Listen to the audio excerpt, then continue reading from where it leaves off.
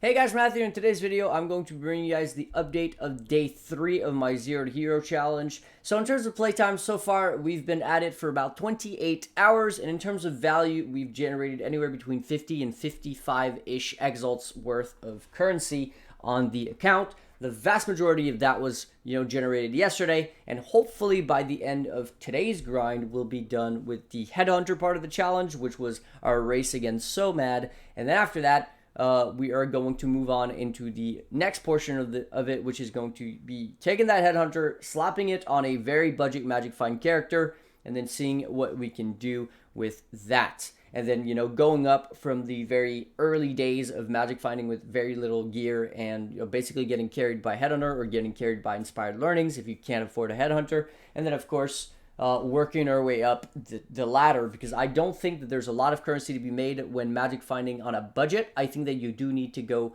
on the more expensive side of things and making sure that you hit that 300 Scourge stacks. But these are all things that I'll talk about in a future videos. Let's talk about the strategy today. So in terms of our gear, we haven't touched anything. So if you're interested in knowing how I went about getting the gear and all that, you can check out the VOD from yesterday. But the main tip that I can give you guys, if there's one thing that you can take from this video, is this.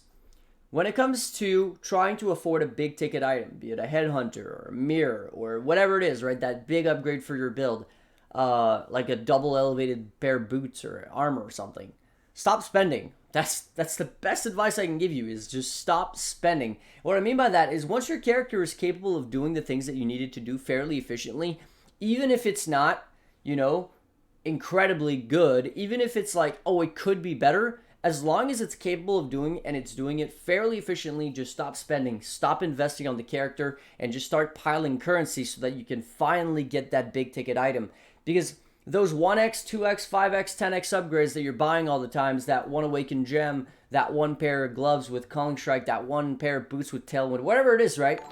All these little things add up very, very quickly to the point where you'll never have any currency available to buy those big ticket items, right? If you just stop spending, no matter what strategy you're doing, even if it's like a fairly low investment, low return, like 1 to 1.5, 2x exalt per hour strategy, it will add up over the time that you're playing the game. You just need to stop spending. So, anyways, let's talk about what we've been doing. So for me, it was very, very easy, very clear what I was going to be doing. I was going to be farming invitations. That was going to be the play. So let's talk about how that goes. So as you can see, I have 31x here, about 750 chaos. There's another like 5x or something. I have some leftover guardian maps. Definitely going to be buying more of those. And then in terms of fragments, I've 10 Maven's Writs. I've sold half of what I had. I had 20, and then I had 62, I believe, Shaper Guardian sets, and I've sold 50 last night. I've, as you can see, 12 left.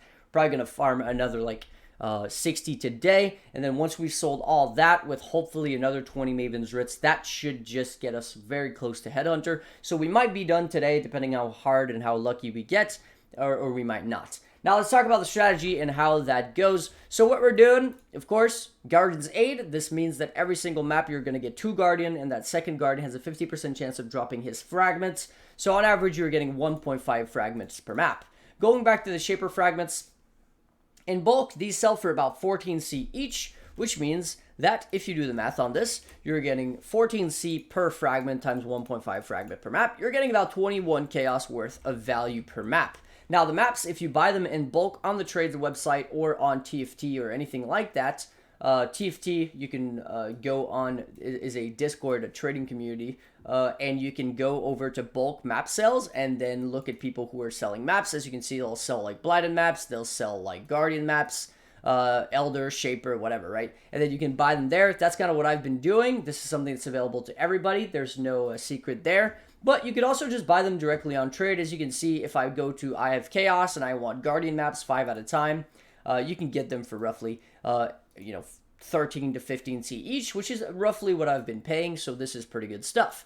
So let's talk about the returns now, right? We know that we're making 21 chaos per map, and this is on the fragment alone, right? This doesn't consider anything else. The maps we're getting for about 15C, which means that we are basically making roughly 6 chaos profit per map. Now, this is not much, but this is not where the money comes from. The money comes from the invitation. Now, the thing about the invitation is that you are going to sustain it about 80% of the time. What I mean by that is by doing 5 sets of Guardian maps, you're probably going to drop 4 invitations. That's pretty much been my average, which means that every 5 sets you'll have to buy one of these invitations, and they go for about 35C. So if you divide that by 5, it means that there's a cost of these invitations of about 7 chaos per map on average if you have to buy one every 5. Which means if you remove that from the average returns, you are losing 1 chaos per map.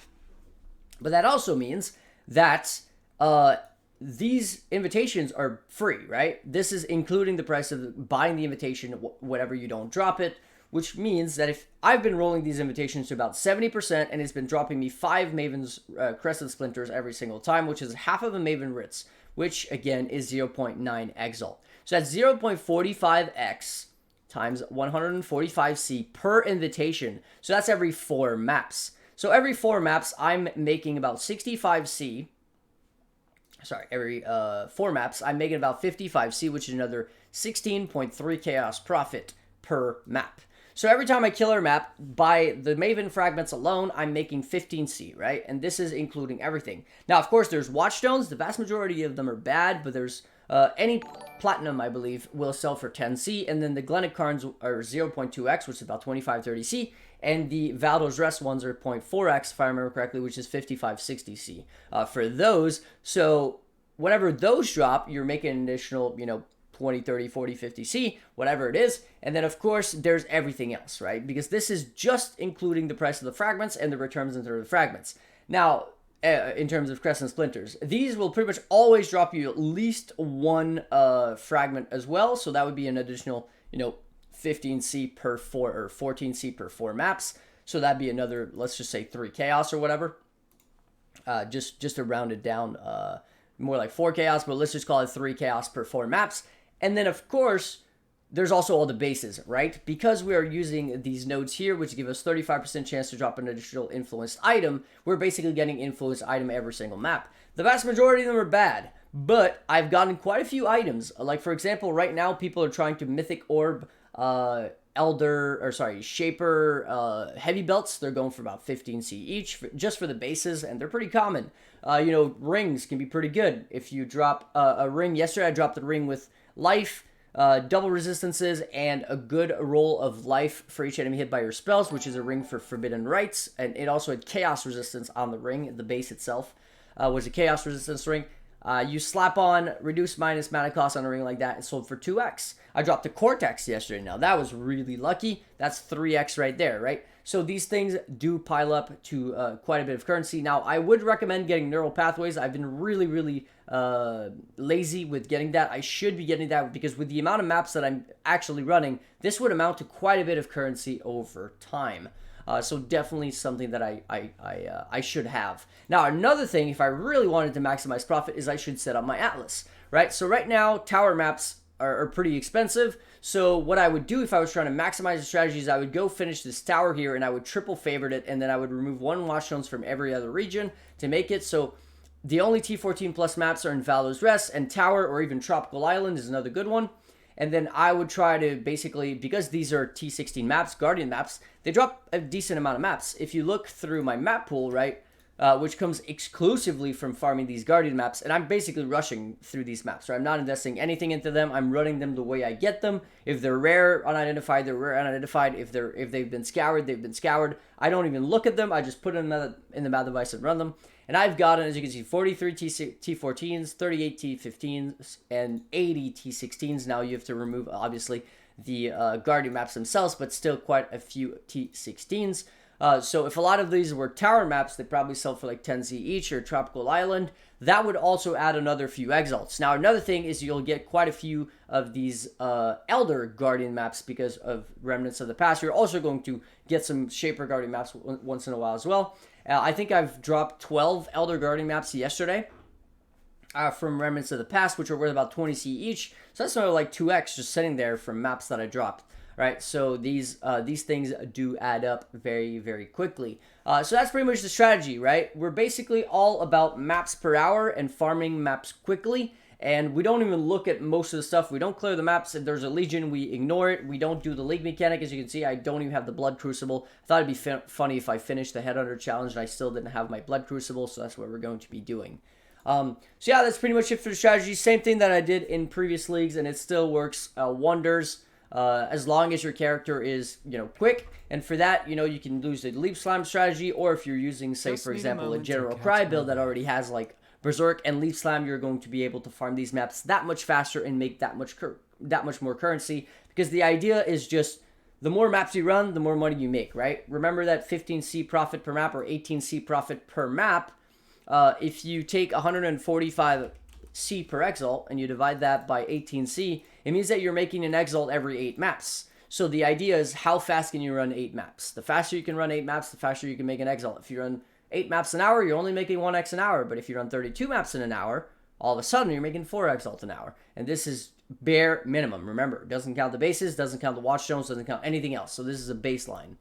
So yeah, that's pretty much it for the strategy. That's pretty much it for Day 3 recap. Hopefully you guys enjoyed. Before I go, I do want to say a huge thank you to my supporters. Cat, Stan, Brandon, Axel, Scott, Tim, Thomas, Reese, Rescoral, The Great Master, Mercury, Nate, Max, Alex, Johnny, Wolverine, and Hamad. Welcome back, Georgie, Nailed, Alex, Kevin, the other Alex, as well as Bitizen, anybody else who's supported me in the past, and anybody else who wishes to remain anonymous. Hopefully you guys are having, great success through your league as well. If not, this is definitely a strategy that you can consider, especially given the fact that the entirety of the build cost me like less than 2x, and it can do these invitations with upwards of 100 plus quantity with your eyes closed. Really, it's very, very easy because the damage on Seismic Trap is just over the top. All right, that'll be Matthew signing out. Until the next one, peace.